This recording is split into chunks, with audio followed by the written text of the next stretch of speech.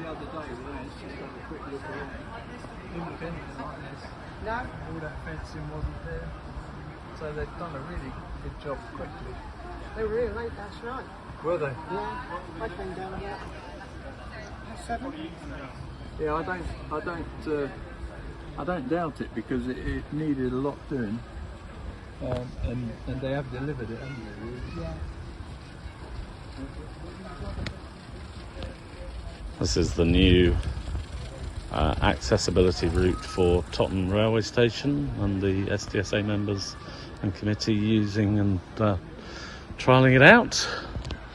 And up there is the Hampshire County Council and South West Trains, people who have been involved in it all, and the local council. This is the bottom of the path as it comes down to the main road. And as you can see, it's quite a flat terrain, relatively easy to get up even if you're in a manual wheelchair. So hopefully lots of Saints fans and local Totton residents who are